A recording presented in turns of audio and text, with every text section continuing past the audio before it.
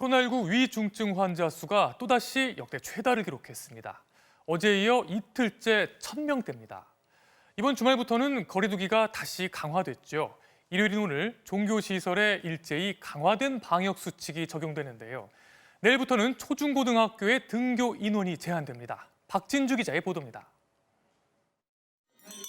서울 여의도의 한 교회. 주말을 맞아 대면 예배에 참석하려는 교인들로 북적입니다. 선물증들 준비하시고 저 안쪽으로 들어가십시오. 교인들은 코로나19 백신 접종을 완료했다는 QR 인증을 거쳐야 예배당 출입이 허용됩니다. 접종 완료자들로만 구성할 경우 수용 인원의 70%까지 예배에 참석할 수 있고 미접종자를 포함하면 30%까지 최대 299명까지 허용됩니다. 완료 못한 친구들이 못 오니까 그 부분은 좀 아쉽긴 하지만 그래도 확진자가 줄어들었으면 좋겠어요. 오늘 코로나19 신규 확진자는 6,236명. 주말 검사 수 감소와 폭설 등 날씨 영향으로 닷새 만에 처음 7,000명 아래로 떨어졌습니다. 위중증 환자는 1,025명으로 하루 만에 다시 최다치를 경신했습니다. 위중증 환자가 이틀째 1,000명대를 기록하며 전국의 코로나 중환자 병상 가동률은 80%에 육박했고 환자가 집중된 수도권은 85%를 넘어섰습니다. 수도권의 남은 중환자 병상은 118개뿐입니다.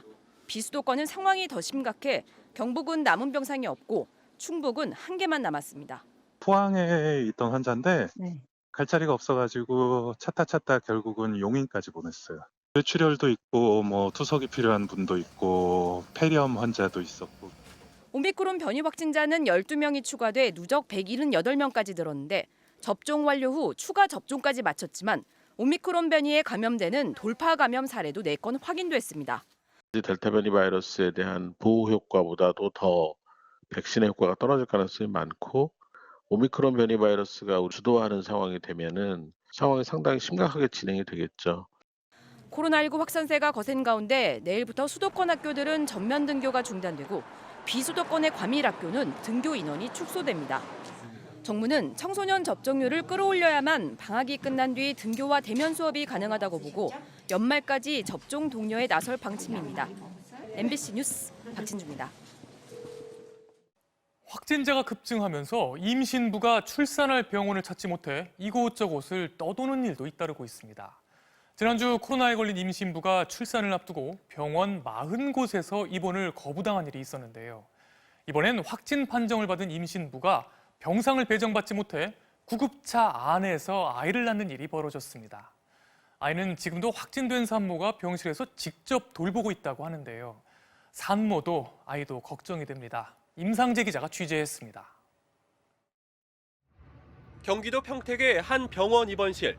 어른용 침대 위에 신생아 1명이 누워 있습니다. 태어난 지 하루밖에 안 됐습니다. 아이의 발은 건조한 날씨 탓에 피부가 거칠어졌습니다. 코로나19 확진 판정을 받은 엄마와 함께 단둘이 병실에 격리돼 있는 겁니다. 아이가 태어난 건 어제 새벽 1시 반쯤 119 구급차 안이었습니다. 산모는 지난 수요일 출산을 앞두고 병원 입원을 위한 사전 코로나 검사에서 양성 판정을 받은 뒤 재택 치료 중이었습니다. 그런데 어제 새벽 갑자기 진통이 시작됐습니다. 급히 119에 도움을 청했고 도착한 구급차에서 대기하고 있었지만 산모를 받아주겠다는 병원을 찾을 수 없었습니다. 소방당국이 의정부와 고양, 남양주, 서울에 있는 대형 병원 16곳에 연락해봤지만 확진된 임산부를 받을 병상이 없다는 답변만 돌아왔습니다. 결국 산모는 구급대원들의 도움을 받아 구급차 안에서 아기를 낳았습니다. 통증을 극심하게 호소하셨고 분만이 임박했다고 생각해서 저희는 현장에서 그냥 정지한 상태로 처치만 하고 있었고 산모는 아이를 낳은 지 1시간쯤 지나서야 30km가량 떨어진 서울의료원으로 옮겨졌습니다. 여기서도 산모와 아이는 응급실에만 머물 수 있었습니다. 보건당국의 수소문 끝에 이들은 다시 90km나 떨어진 경기도 평택까지 이동한 뒤에야 병실에 누울 수 있었습니다. 역시 확진돼 자가격리 중인 아이의 아빠는 애가 탈 수밖에 없습니다. 몸도 좋지 않은 상황인데 그런 와중에서도 지금 아기를 분유 주고 기저귀 갈고 또 아기가 이제 아직 코로나가 음성인지 양성인지도 모르고 또 조심스러운 거예요. 옮을까 봐 자기한테. 보건당국은 확진된 산모는 분만 격리실과 신생아 집중치료실, 출산 뒤 산모가 머물 코로나 병상이 모두 있어야 해 병상을 찾기 어렵다면서 최근 확진자가 급증해 병상 배정이 늦어졌다고 설명했습니다. 아이를 위해서 전문 이 손길이 필요한데 용품도 하나도 없어요. 아이의 혈액형하고 몸무게도 아예 모르고. 아이는 오늘 오후에서야 코로나19 검사를 받고 결과를 기다리고 있습니다. MBC 뉴스 임상재입니다. 윤석열 후보의 부인 김건희 씨의 허위 경력 의혹과 이재명 후보 아들의 도박 문제 등을 둘러싼 공방은 오늘도 이어졌습니다. 민주당은 김건희 씨의 뉴욕대 연수 경력에 대해서도 추가로 허위 의혹을 제기했는데요. 국민의힘은 김건희 씨가 뉴욕대에서 강의를 듣는 사진을 공개하며 민주당이 가짜 뉴스를 퍼뜨렸다고 반박했습니다. 김정인 기자의 보도입니다. 국민의힘 윤석열 후보 배우자 김건희 씨가 2007년과 2013년 대학 겸임교수에 지원하면서 제출한 이력서입니다. 2006년 NYU, 뉴욕대에서 연수를 했다고 적혀 있습니다. 하지만 민주당은 뉴욕대 학사 안내를 확인한 결과 김 씨가 이력서에 적은 과정은 존재하지 않는다며 추가로 허위 경력 의혹을 제기했습니다. 이에 윤 후보 측은 김 씨가 2006년 6개월짜리 서울대 GLA 과정을 다녔고 이 과정에 뉴욕대 단기 연수가 포함돼 있었다고 반박했습니다. 또 2006년 당시 김건희 씨로 추정되는 인물이 뉴욕대에서 강의를 듣는 보도 사진을 공개하며 민주당은 악의적인 가짜뉴스에 대해 즉각 사과하라고 반격했습니다. 민주당 주장이 사실과 다른 그런 가짜도 많지 않습니까? 그런 부분들은 좀 여러분들께서 잘 판단해 주시고. 그러자 민주당은 김 씨가 서울대 프로그램의 일환으로 뉴욕대에 다녀오고도 별도의 뉴욕대 연수를 갔다 온 것처럼 뒤바꿨다며 이게 윤 후보의 공정과 상식이냐고 반문했습니다. 민주당 이재명 후보 아들의 도박 문제와 관련해서는 국민의힘이 자금 출처를 밝혀야 한다며 공세를 이어갔습니다. 또 과거 경기도가 성범죄가 의심되는 공무원 시험 합격자를 수사 의뢰했다며 이 후보는 아들도 수사 의뢰하라고 압박했습니다. 이 후보는 자식을 둔 죄인이라며 문제가 드러나면 책임을 지겠다고 다시 고개를 숙였습니다. 필요한 검증은 충분히 하시고 상응하는 책임을 지도록 하겠습니다. 다시 한번 죄송하다는 사과 말씀드립니다. 심상정 후보는 이재명, 윤석열 후보의 가족 관련 의혹에 대해 마치 거울처럼 서로를 비추고 있다며 양측을 싸잡아 비판했고 안철수 후보도 선관위에 후보 검증기구를 설치해야 한다고 촉구했습니다. MBC 뉴스 김정인입니다. 부모가 된다는 건 책임에 대한 무거운 짐을 짊어지는 것이 아닐까요?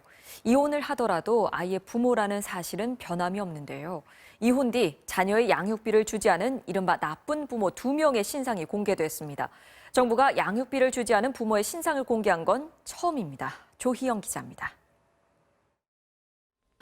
지난 2010년 남편과 이혼한 뒤 두 남매를 홀로 키운 40대 A씨. 법원은 전 남편에게 자녀 양육비로 매달 100만 원씩 지급하라고 판결했습니다. 자녀들은 어느덧 성인을 바라보는 나이가 됐고 법원의 이행 명령에도 못 받은 양육비는 1억 2천만 원이 넘었습니다. 애들이 생존권이고 그 돈이 없으면 애들이 먹을 수도 없고 입을 수도 없고 모든 걸 박탈당하는 거예요. 줘도 되고 안 줘도 되는 돈이 아니에요. 여성가족부는 A씨의 전 남편 이름과 생년월일, 직업 등 신상 정보를 누리집에 공개했습니다. 50살 회사원 홍모 씨, 홍 씨와 함께 신상이 공개된 55살 김모 씨도 15년 가까이 6천여만 원의 양육비를 지급하지 않았습니다. 두 사람은 지난 7월 양육비 이행법 개정안 시행 이후 법원으로부터 감치 명령을 받고도 양육비를 주지 않아 신상이 공개된 첫 사례입니다. 주실 의향 없으신지. 돈이 없는데요. 기자 양반이 내 입장이 아닌데 뭐 어떻게 하겠습니까? 그냥 끊어도 되죠. 아니 저는 줄 의향은 있고 지금 뭐 그 사람하고 감정 문제가 섞여 있어서 지금 그런 것인데. 명단은 3년 동안 공개될 예정인데 이 기간에 밀린 양육비를 모두 주거나 절반 이상 갚은 뒤 나머지 금액에 대해 이행 계획서를 여가부에 내면 명단을 삭제할 수 있습니다. 여가부는 추가로 양육비 미지급자 9명의 명단 공개 여부를 심사하고 있고 7명에 대해 출국 금지를 신청했습니다. MBC 뉴스 조희영입니다. 정부의 방역 수칙이 다시 강화된 어제 예정된 일정을 취소한 분들이 많으실 겁니다. 그런데 경남 하동의 윤상기 군수는 많은 사람들이 모인 가운데 자신이 출판한 책 기념 행사를 가졌습니다. 행사장 밖에는 행사를 취소한다는 현수막을 걸어두고 말이죠. 박종훈 기자입니다. 경남 하동의 한 행사장. 들어가는 도로 옆은 물론 주차장에도 차량이 가득합니다. 행사장 내부에는 100여 명의 사람들이 모였습니다. 대부분 마스크를 썼지만 다닥다닥 붙어서 얘기를 나눕니다. 긴 줄을 따라가니 빨간색 단상 위에서 한 사람이 책에 사인을 해주고 있습니다. 바로 윤상기 경남 하동 군수입니다. 자신의 책 수백 권을 쌓아두고 출판 기념 행사를 하고 있는 겁니다. 멀리서 오신 분들은 돌아갈 수가 없으니까. 그런데 행사가 열린 어제는 사적 모임의 인원을 4명으로 제한하는 등 사회적 거리 두기가 다시 강화된 첫날이었습니다. 행사장 밖에는 곳곳에 방역수칙 강화에 따라 출판기념회를 취소한다는 현수막을 붙여놓고 안에서는 하동군 방역의 최고 책임자인 군수가 본인의 출판기념 행사를 열었던 겁니다. 더욱이 불과 하루 전에 모임을 자제해달라며 잠시 멈춤을 호소했던 군수가 개인 행사를 버젓이 연 겁니다. 이건 행사를 취소한 게 아니라 행사를 그냥 진행하는 거 아닌가, 명분만 쌓으려고 하는 거 아니냐. 이에 대해 윤상기 군수는 하루 전 출판 기념회를 취소했지만 방문한 사람 100명 정도에게 사인을 해주고 돌아온 게 전부라고 해명했습니다. 취소하고 내가 걱정이 돼서 뭣도 모르고 온 사람들이 있을까 싶었어요. 오면 뭐 인사도 하고 돌려보내야 되겠다 싶어서 올라갔다가. 윤 군수는 지난 2월에도 하동군 공무원의 코로나 방역 수칙 위반에 대해 잘못을 사과하며 재발 방지를 약속한 바 있습니다. MBC 뉴스 박종웅입니다.